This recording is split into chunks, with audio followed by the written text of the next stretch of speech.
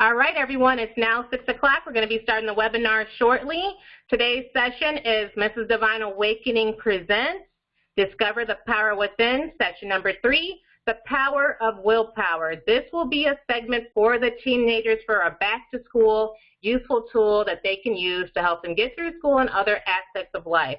We're going to be starting briefly, and we're going to be having some teenagers join the line.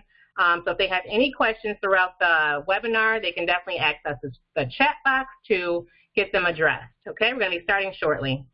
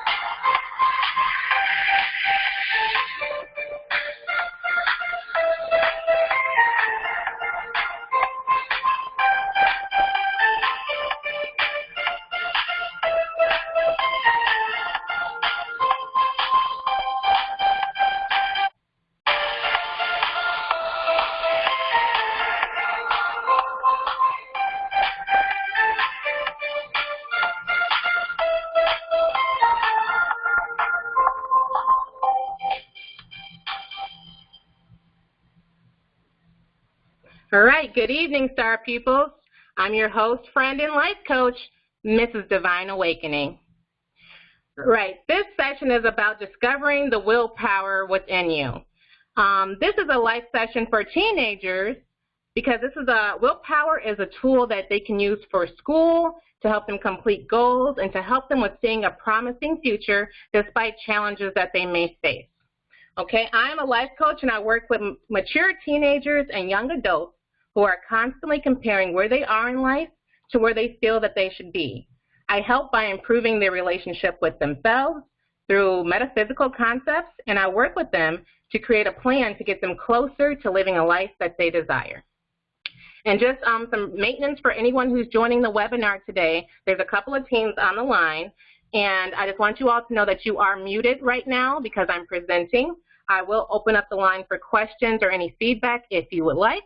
If you are joining by logging on, by being online, there's a little chat box at the top of your screen, and you can use that to write any questions you may have or to just let me know that you have a question you want to present live. In the meantime, I'm going to just go ahead and present, and I will open up the line just a few times to do so. And remember that you are being recorded, and you do not have to say your names if you do not want to. You can just speak when asking a question, or just go ahead and type in the box, and I will not reveal any identities, okay? So this session is about the power of willpower, and this is something I feel that is important for teens because a lot of the things that I know now as an adult, if I had known them as a teenager, they would have given me the tools I needed to really push through and be the type of individual that I want to be. It would have helped me to be on top of the world right now and understand that I could get anything that I desire. So I feel like teens are often seen as bad or misinterpreted as bad or just looked at as a different way from different generations because the generational gap is so different. But I feel like that this is the missing key, is that we have to be able to communicate on a higher level and on a level that's from spirituality and not just simply from what society is telling us about the different generations. Okay?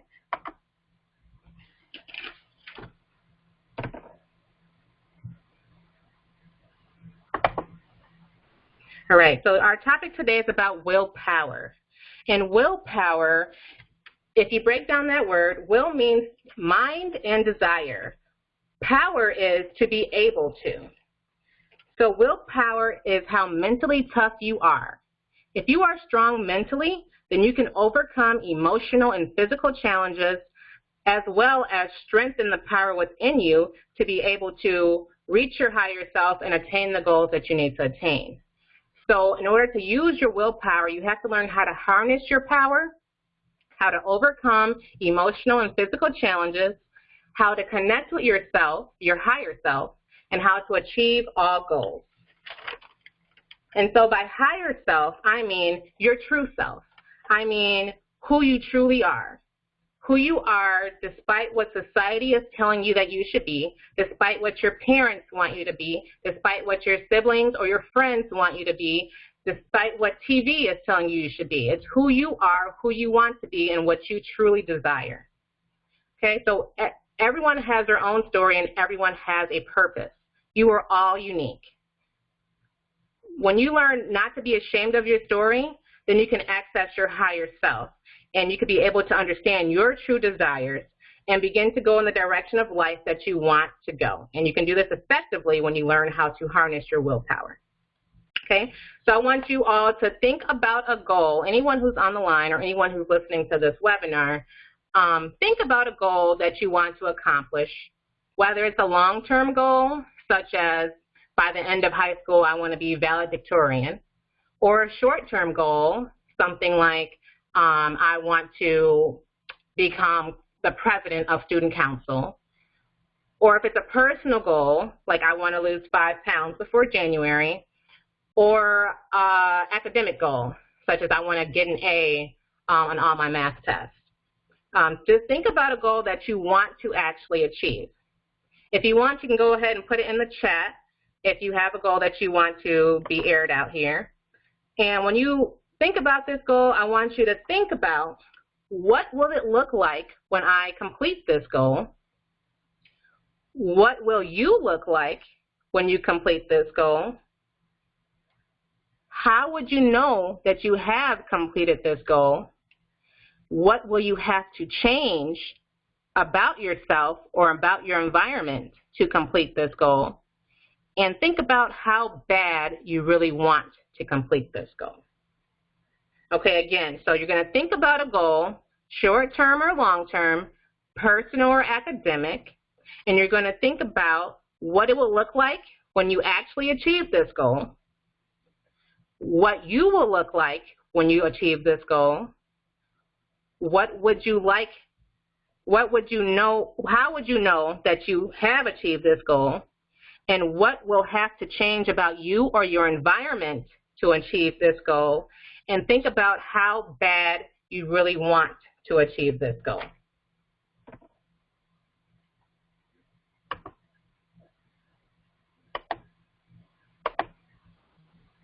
All right, so now I'm going to give you 4 different ways for you to strengthen your willpower.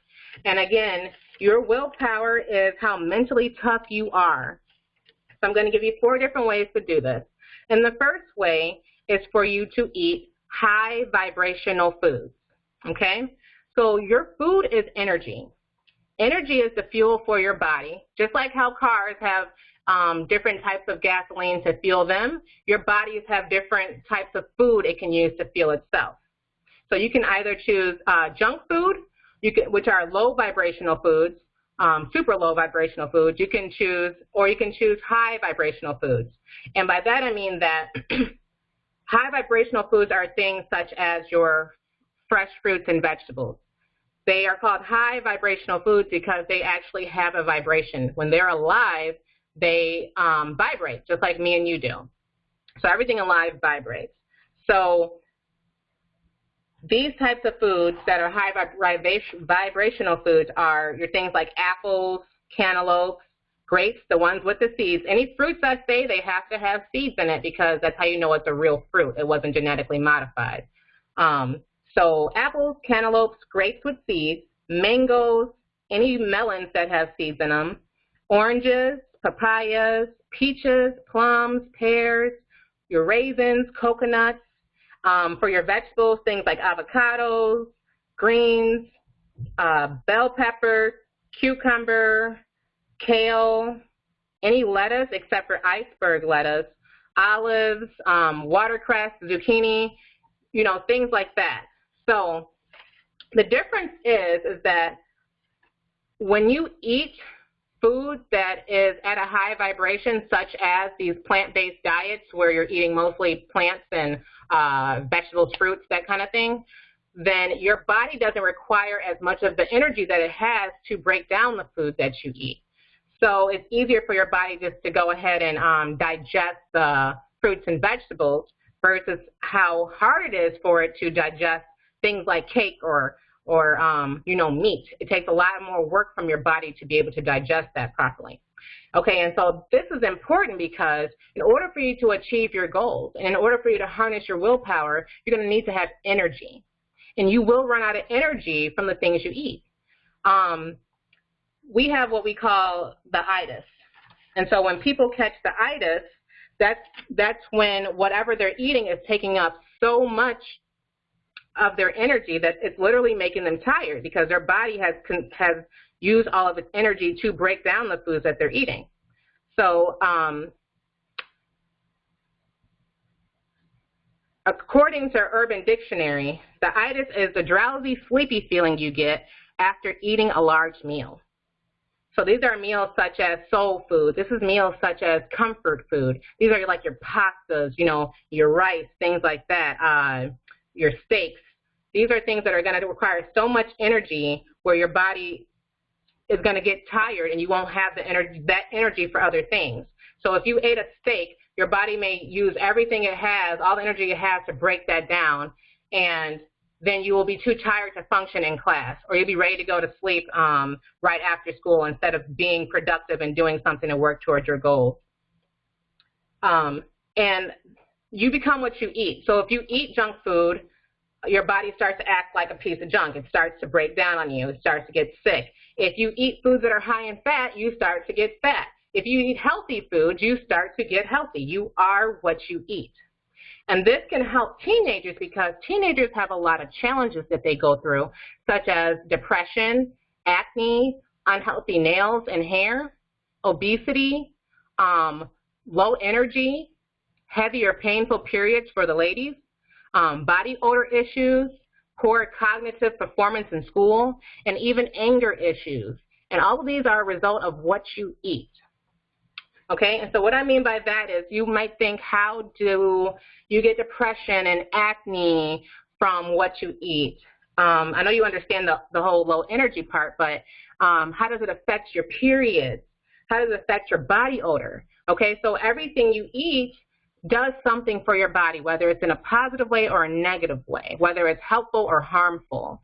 So if you're eating things like meat and dairy products, then whatever that feeling that animal was having before it died is something that's going to be carried on over to you. So if you're eating a piece of chicken and the chicken was sad because it knew it was about to die, or it was living in a unhealthy lifestyle before, like cooped up in a cage with hundreds of other chickens where it could barely move, and it was just depressed its whole life, then that's going to come out into you.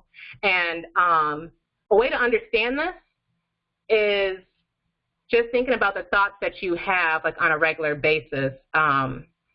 Sometimes you may think of a thought and you don't know how it came there, or like you're suddenly sad. You know, if you think about the things that you ate, guaranteed there may be something in there that had animal products or dairy where you're picking up on the moods of other things that you ate because that was the energy that they were producing, and energy is never lost. It's just simply converted.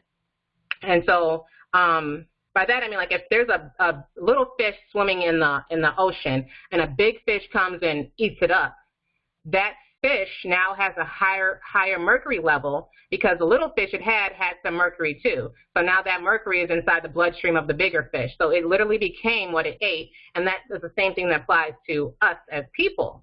And so even with acne, when we're suffering from acne, and I wish I knew this as a teenager too, this is because of the things that we're eating is producing toxins. And so the toxins must come out one way or the other. If it doesn't come out through a bowel movement, then it's going to come out through your organs, and your skin is your biggest organ on your body. And so if you're suffering from acne, try switching up to a plant-based diet and see how that helps you. You won't have the extra hormones that are produced from, you know, animals that we eat. It will just be simply your hormones, and your body can better manage that than if it was overloaded with hormones and these extra toxins. And that's the same thing with your period. Your period is in a direct relationship with the hormones that you're putting into your body, okay? And then for your cognitive performance in school, if you're suffering from these outside challenges such as depression or acne, you know, or obesity, your mind, or even just being tired, your mind is consumed with these thoughts. You're not able to focus on school. You're only able to focus on what's going on within you, okay? So to learn more about this, I encourage you to research different things like the benefits of a plant-based diet and then the law of vibration. And I'm encouraging you to research because anything I say here today, I want you to be skeptical about it because it might be the first time you hear something like this.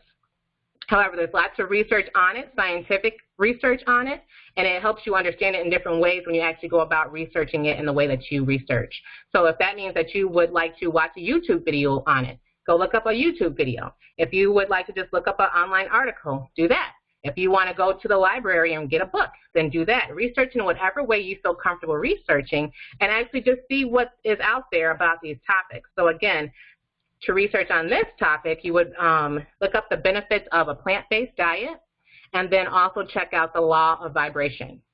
Okay, and then an experiment you can do to actually put this into something you can actually try to see if what I'm saying is true, if you can prove it, that is true. You can try eating only fruits and vegetables, and spring water is the only thing you would drink for a week.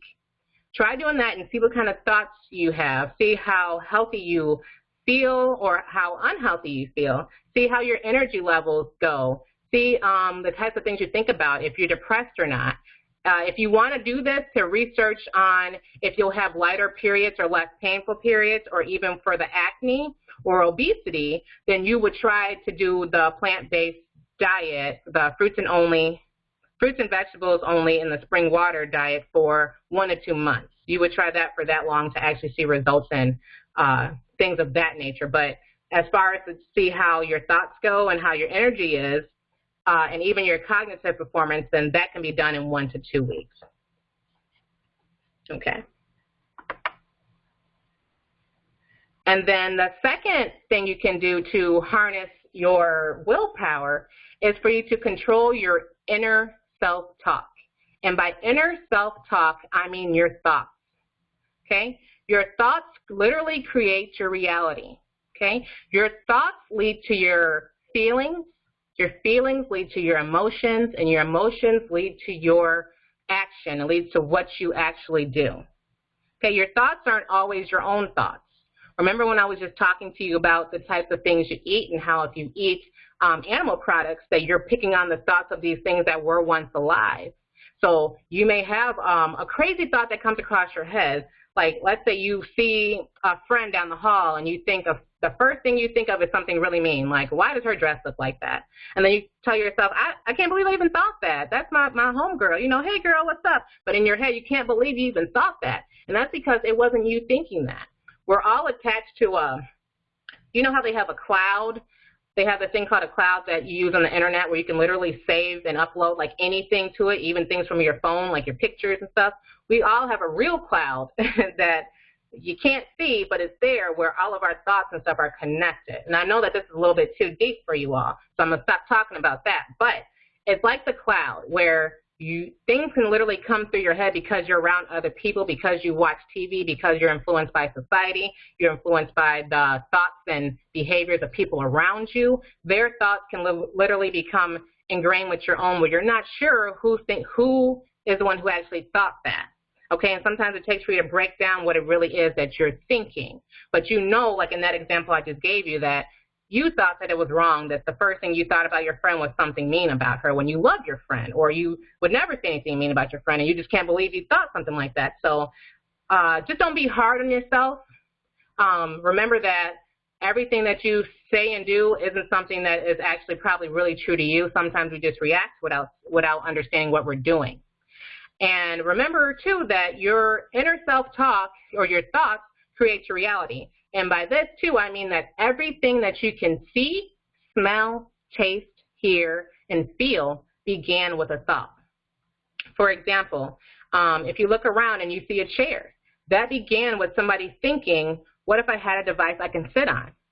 And it went from a thought in their head to something that they actually created in reality. Same thing with a smell. If you're smelling somebody baking cookies, somebody had to think about first the fact that they wanted to bake a cookie for that smell to even come through to you. Somebody had to think, if you're eating a meal, somebody had to think about the things to put into that meal to make it taste a certain way, to make it taste sweet, to make it taste sour, to make it taste savory. Somebody had to think about how they were going to do that first. The things you hear a song that you like, somebody had to think about that beat. They had to think about if they wanted a beat that would make you want to dance. If they wanted a beat that would make you want to cry. You know, they had to put thought into it first in order for you to produce this perception of yours. And then even with feeling, somebody had to think about putting this fidget spinner in your hand, putting this, how it would feel to have something spinning in your hand to help you to learn better, or help you to just be able to function overall. Somebody had to think about the slime that you guys are so fascinated with that you like to make. Somebody had to think about, how will I create this and it's going to be slimy. You know, they had to put a lot of thought into how to create the things that you're seeing around you. So anything you can perceive with your 5 senses is something that first began with a thought. Okay, and you have to tell yourself positive things.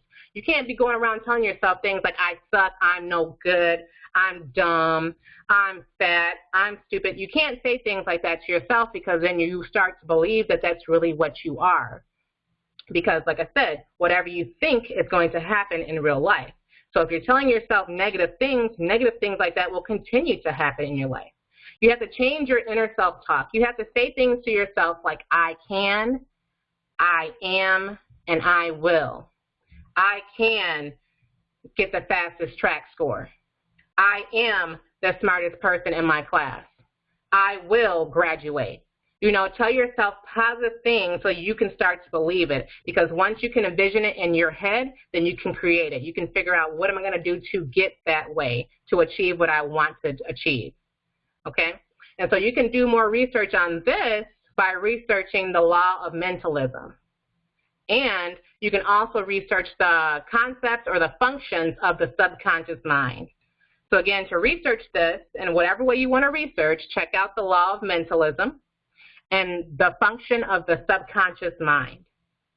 And we can experiment with this to see if what I'm saying is true, because some of these things I'm saying, although it may be the first time you're hearing it, you understand it to be true. Because like I said, we're all connected to our own real cloud where we all have common thoughts and common things we just resonate with and we know that is true. So if you hear some of this stuff and it's the first time you heard it but you know it's true, I would still encourage you to do your research and find out different ways to use it. But you can also start now by experimenting. And you can experiment with this positive self-talk or controlling your inner self-talk by doing a self-affirmation or a mantra every morning before you get out of bed. And you can set up this affirmation or this mantra toward achieving your personal goal. So by this, I mean if you have a goal of being the best swimmer in your gym class, you can wake up every morning saying, I am the best swimmer in my gym class. I set the fastest record. You know, you can say that to yourself, but whatever your mantra or your self-affirmation is going to be, say it before you get out of bed and say it 3 times out loud and 3 times in your head. And you don't limit yourself to just one. You can say multiple ones, like I am smart, I am smart, or I am capable.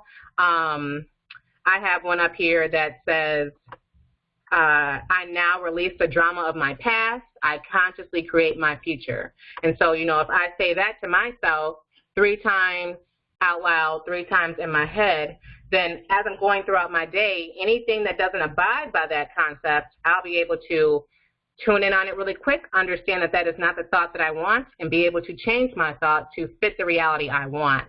So it's very important for you to be able to control your inner self-talk, for you to be able to control what you're going to do and the direction your life is going to flow.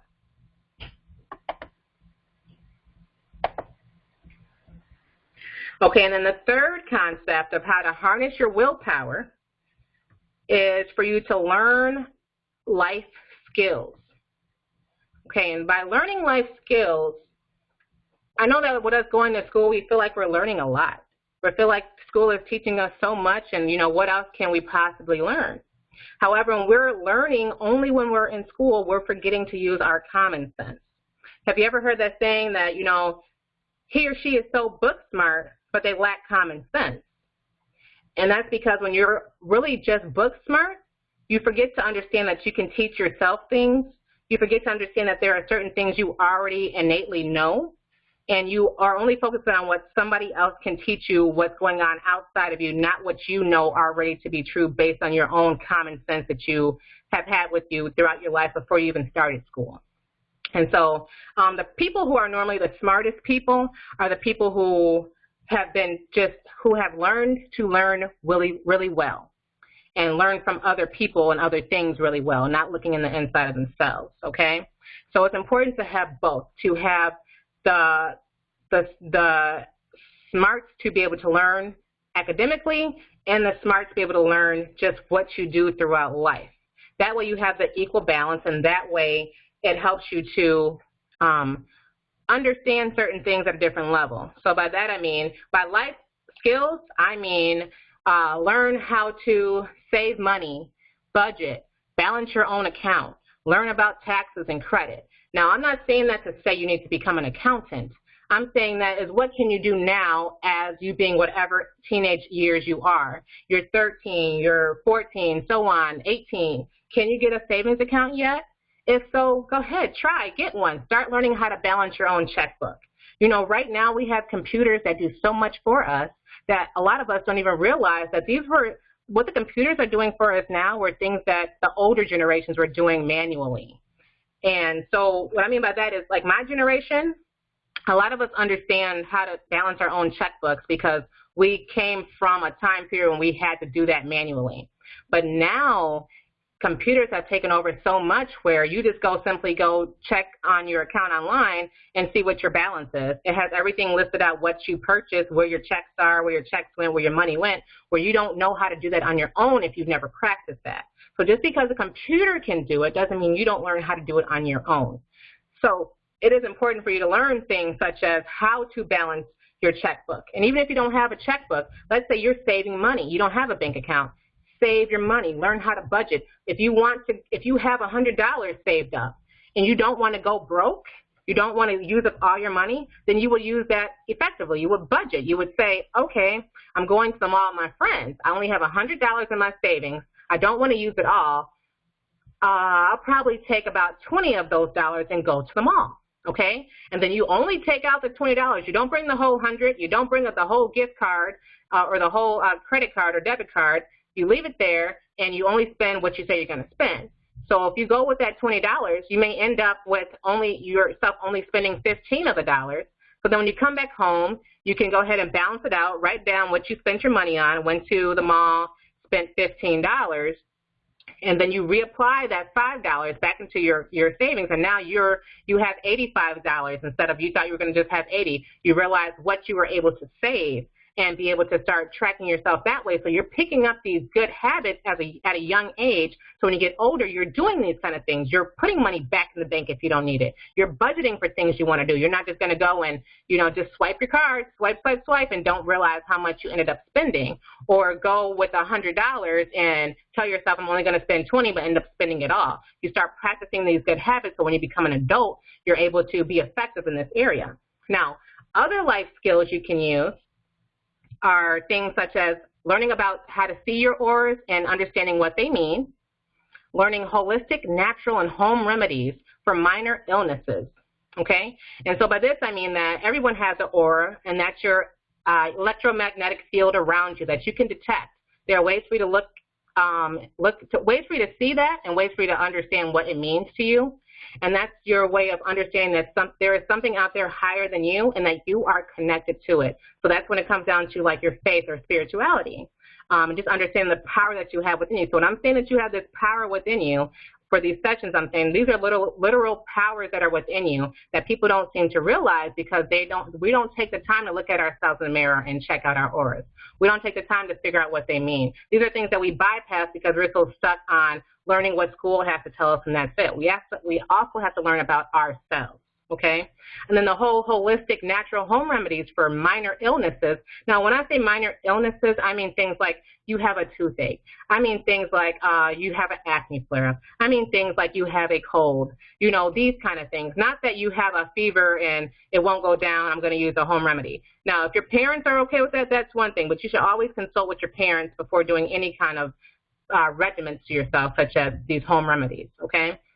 But there are safe ways to get rid of a cold where you don't need medicine and you don't need a doctor. And so then these things are things you can do to yourself that are natural and safe where it's going to be cost effective. You won't have to go spending a lot of money on these medications, and you might not have the medication, but you have something at home to help you out.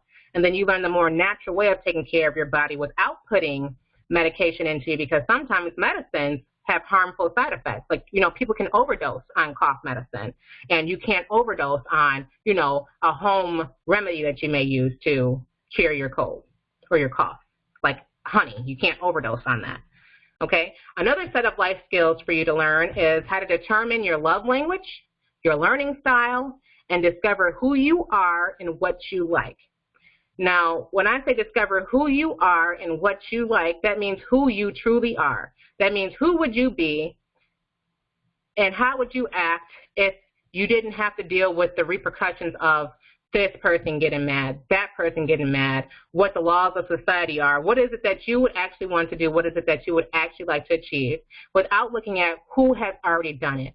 For example, like a president, a young black guy before Obama became president, you probably could say, I would love to be a president, but no black man has ever been president, and that may limit themselves. But if they actually just sat and thought about who they want to be without limitations to what the outside world is saying, they can say, like, it doesn't matter if a black guy has ever been president, I'm going to be the first president, or I'm going to be African-American president, So when you are able to discover who you really are and what you like strictly on what you want and not outside forces, you can see how big you want to be in this world, what kind of contributions you want to give to this world. Okay, and then when I talk about determining your love language and your learning style, by love language, I mean, how do you like to show love? How do you like for people to show that they love you? Do you like physical touches? Do you like acts of service? Do you like to receive gifts, quality time, words of affirmation? These are ways where if you and your parents your parents are trying to express that they love you, and you might not feel that they love you, or you may not feel that, they care about you as much. It may be because you would like it to be expressed in a certain type of way that they're not expressing it. They may always tell you, they may always give you gifts saying, oh, I love you, here's another present for you. And to you, gifts mean nothing. You would rather spend that quality time with that person, or vice versa. So you have to understand what it is that you love and how you like to be loved and how you like to give love to be able to express that to other people. Okay, and then for your learning style, there are different ways for us to learn. You can be an auditory learner where you learn from, hearing things, hearing people describe how to do things. You could be a visual learner where you learn by seeing people do things or seeing things being done. Or you could be a tactile learner, and therefore you're learning by seeing and doing. You're not just observing. You have to actually apply these skills to understand what it is you're doing. And this could be useful because, especially if you're like a tactile learner or any kind of learner, if you're having trouble in school or trouble learning something, you could understand at this point that, oh, that's because this math is just being taught to me visually. I don't understand it because I'm a tactile learner. I need to actually apply this to understand this concept. And then you can think about, how can I make this come to life? How can I make this this multiplication problem be something that's actually in real life? And then you can, I can multiply these things, put these all up here, and, actually play out the situation where now you understand it better, so then you can go and apply these concepts better. Because sometimes when we don't understand things, we think we're just no good at it. And that's not true. It's just because we have a different learning style, okay? Another set of life skills is learning how to do things like the home ec stuff, like fixing a flat tire, changing brakes on a car, cooking meals, grocery shopping with a list, learning how to use coupons, learning how to shop on a budget, learning how to do your own hair, and learning about hair care for your natural hair. So these things are important because these are going to be skills that you can, all these skills I'm listing, all these life skills I'm listing are skills that you will be able to carry with you throughout your whole life. You will understand how useful they are, as opposed to what you're learning academically. You might feel like some of these things are not useful at all. Why do I have to learn the preamble? Why do I have to learn how many presidents and who they were and what order, they reigned? Why do I have to know any of that? And some of it you don't. You'll never have to use it ever again in your life.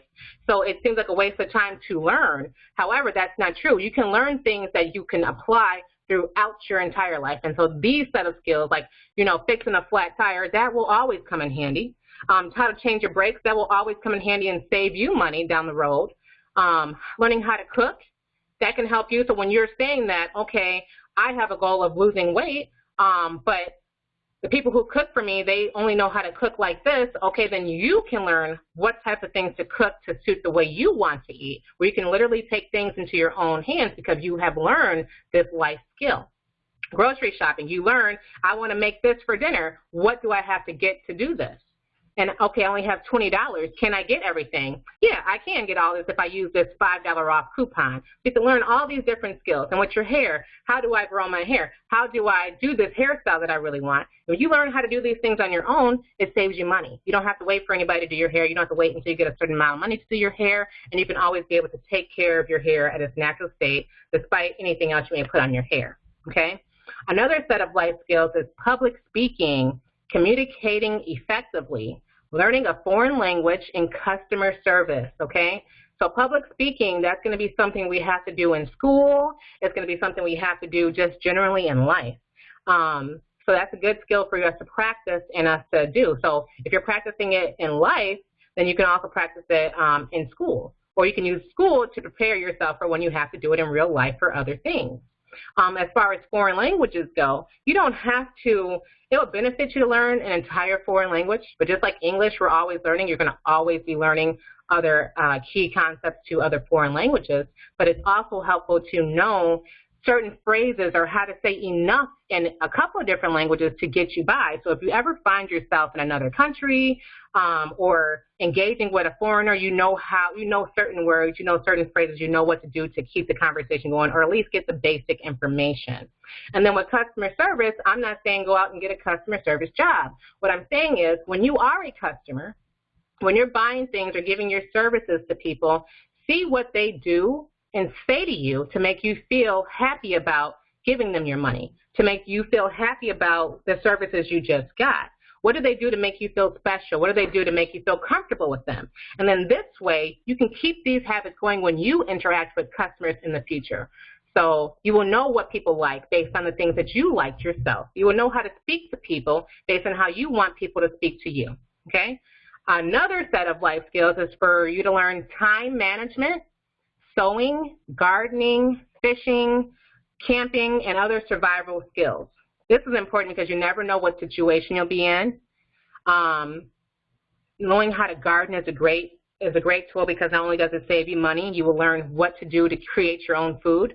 So if something ever happened with the stores, you would have that skill. Or if something ever wasn't offered at the stores, you would know how to grow it yourself. Okay, time management, that's important because it can help you with your homework. And not just your homework, it can help you with other things in life. So you can start that now. If you have a planner or organizer and you know that you have track practice every day at 5, but you also have math, homework, science, and history, then, okay, when you get out of school and you have track until 5 or at 5, you get out of track at 6, okay, now you have, and your bedtime is at 9, so you're going to map out how long it's going to take you to do every homework you have, and then even map out a time in between for a break. You know, so this way you're able to manage your time where you're not feeling stressed out like you have to bounce from one subject to the next subject to the next subject. You can add in your break. You can take your time. You can say, I gave myself 30 minutes for this assignment. It only took me 15, so I'm going to rest in between, or I'm going to go ahead and knock all this out the ballpark so then I can have this amount of time to do whatever else it is I may want to do. And this is a good skill because this is a key one for college. When you go to college, it's about time management. College is not going to give you a bunch of homework assignments like they do in high school. College is going to give you about 2-3 major assignments that you have all semester to work on. And when you realize that if you're not good with time management, you're not going to be good with completing that assignment. If you think that it's about rushing from subject to subject, it's really not. It's about understanding that you're going to have to break this big project down into little parts and be able to do this effectively to complete the whole part by the time it's due. Okay, so time management is going to be key for not just school, for work, and for everything else you are going to be doing in life. And the last set of life skills are being able to write a resume, being able to cope with failure and heartbreak, volunteering, learning how to dance, sing, paint, and draw, okay? So writing a resume is important because you're going to see when you write your first resume ever that it's going to ask you things like, what were your accomplishments and rewards from high school? Okay, because these things are important. So you're going to want to start keeping a list of things that you accomplished in middle school and high school, any kind of major achievements. You're going to want to keep this, you're going to want to try to probably make a fake resume now just to make sure you keep on track with the things that you have accomplished so you're not stuck with trying to do it right before you want to apply for a job and there's a deadline, you know, for next week. And so when I said, remember, you can volunteer, volunteering goes on resumes too. They're going to say, what skills do you have? Volunteering and community service does count. And so by that counting, that means that anything that you learned, you can use. So if you've had 3 years of you volunteering at a food bank, you can use that skill. Or 3 years of you volunteering answering phones for a company, you can use that as skills towards how long you've been answering phones. And jobs will hire you based on what you have volunteered with already and what community services you have already done. Learning how to cope with failure and heartbreak. So these are things where if you're feeling like you're feeling defeated about something or not even understanding like how to get over a breakup, you know, things like that, you're able to find the right resources to get you back in shape, to help you understand that, yes, it may hurt, but life goes on, to see how to move on from anything that you have failed at and how to bounce back from that to get to where you actually want to be. Okay, and learning how to dance, sing, draw, paint, that kind of stuff is learning how to do things that are actually fun to you or even things that you felt you were never good at. Like me, I never thought I was a good drawer. However, when I'm trying to draw now, I realize I actually am. It's just I always thought I wasn't, so I never really took the time to do things right. And now that I am giving myself time to practice with how I'm drawing things, I'm pretty good at it. So just learning how to pick up new skills and not limiting yourself to what you feel like you've been good at, what you feel like you haven't been good at. And these are also good outlets for creativity for when you're feeling stressed. you know, you can just go and sing a song. When you're feeling stressed, you can just go dance, and then it may make you feel better, or you can draw and, you know, get your feelings out of the way. All right, so to experiment with this, you should try picking one new thing to learn, and you can do this one new skill a month. You can do this one new skill till you feel like you've successfully learned it and move on to next. But you're going to learn that no matter how long you spend on the skill, once you learn something about it, it's never going to go away. And this can be used towards your goal because it's going to help you to grow. Your goal is going to require you to make that change. When I asked you what will have to change in your life for you, or what will have to change about you to have you achieve your goal, this is what I'm talking about. It may take something that you're not used to, but learning how to do these skills, learning how to keep challenging yourself to learn something new and do something better, then when you come across that change you have to make to complete your goal, you're going to be ready for that because you're already used to pushing yourself to new heights.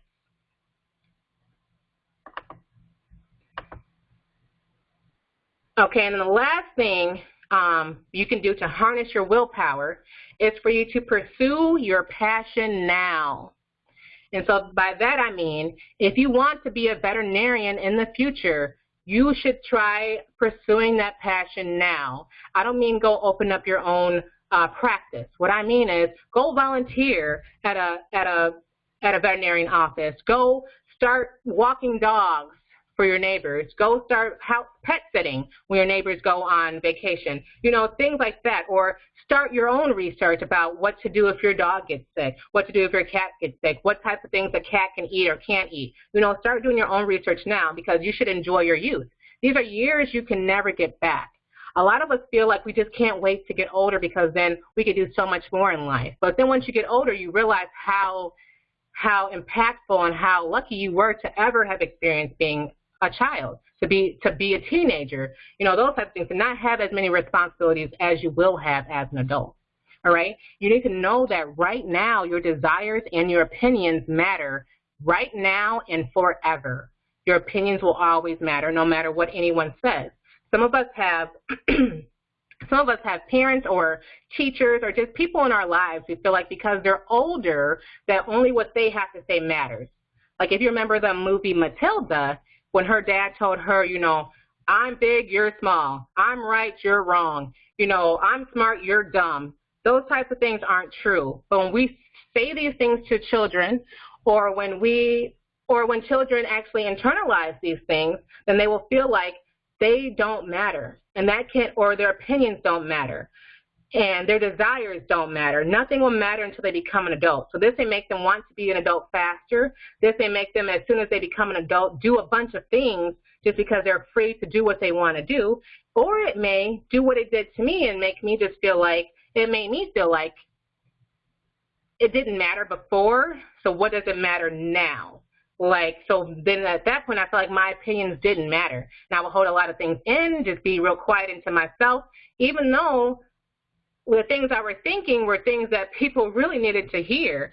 The things I were thinking was the things people actually ended up doing after they did a lot of trial and error, and these are things I knew right off the bat. So I knew internally that my opinions mattered, the way I felt mattered, the knowledge I had mattered, and it was important despite my age. However, I kept it in because I was trained at a young age that it didn't matter what I thought because what only matters is what the adults thought. And that's not true. I want you to know that now, as a teen, as whatever age you are, that your opinions and your desires do matter, okay? But you have to find a way to be creative, to express your ideas in a healthy way, okay? So if you want to actually make your opinions and desires matter where you're able to pursue your passion right now, you have to really get creative because some things can happen before you become an adult. So I want you to think right now about things when I say, I can't wait to be an adult because then I could what? What do you put in the blank? I can't wait to be an adult because then I could what?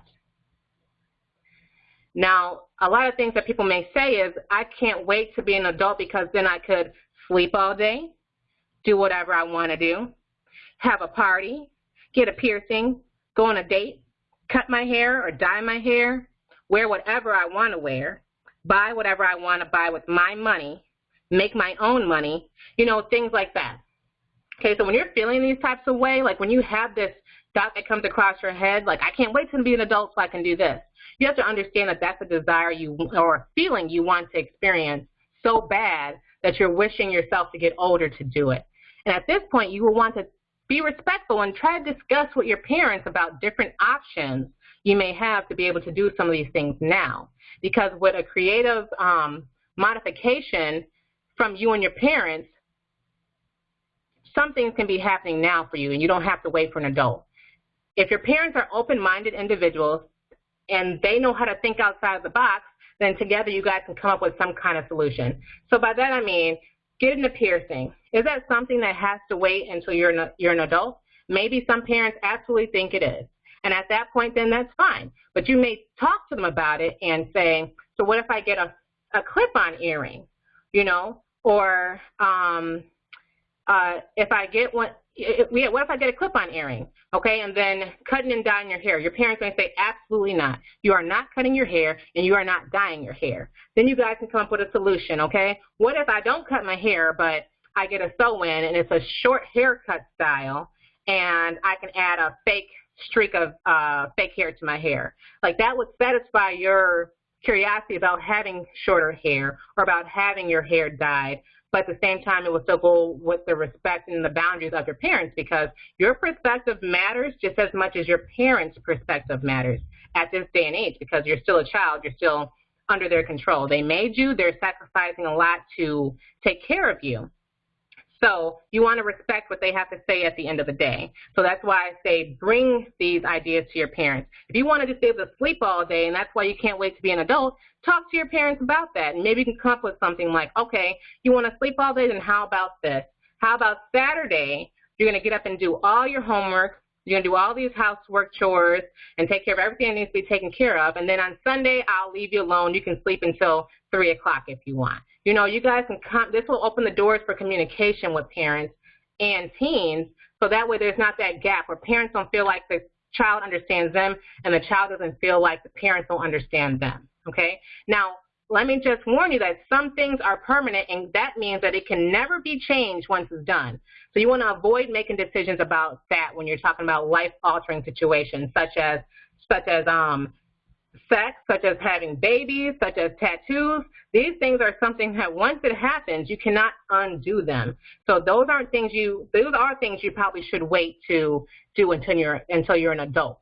But these other things, such as, you know, having a party, being able to sleep all day, going on a date, you know, these types of things are things that you can probably experience in some way, shape, or form with your parents agreeing to it in a certain way if you think outside the box. But other things should be avoided if they're permanent. Don't make any decisions now, because there's still a lot for you to learn. Parents base a lot of their choices with what they think you can do and can't do based on what they know as a whole. And as a child, you are still learning, and your parents have had years of experience to understand some of the things you do not understand right now, because you haven't actually applied these concepts to see why they feel the way they feel or what will happen to you once certain things happen that cannot be undone.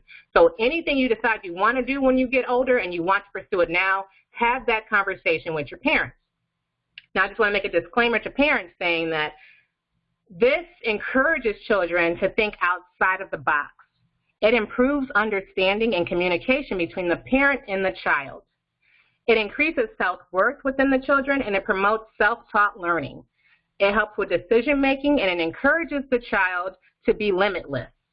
All right? This suggestion does not relinquish all power to the child. It does, however, encourage your child to be an independent thinker. And so that's their overall goal. Okay?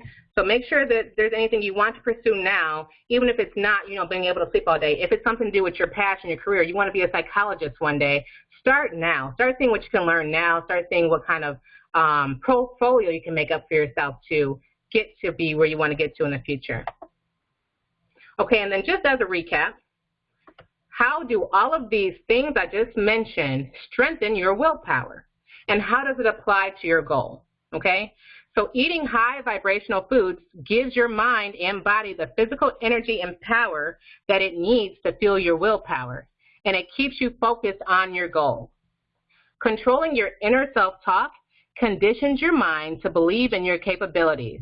You can do it. It gives you the you can do it attitude, which adds mental energy through concentration and focus on doing what it takes to achieve your goal. Learning life skills helps you to grow and step outside of your comfort zone. This makes you more flexible and able to bounce back from the struggles or setbacks that you may encounter while trying to reach a goal. This strengthens your willpower by reminding it to persevere. And finally, pursuing your passion now while you're still in your youth is key, because this is when you are most connected to the things you actually desire, the things you want to be before society tries to box you in and tells you what you should be. This will strengthen your willpower while you are in your prime, which makes you more confident and fearless as a young adult. And as a young adult, you'll be able to obtain anything you desire in the future. You will make a difference in the world one day in a positive way based on you being able to strengthen your willpower and use it to your advantage right now.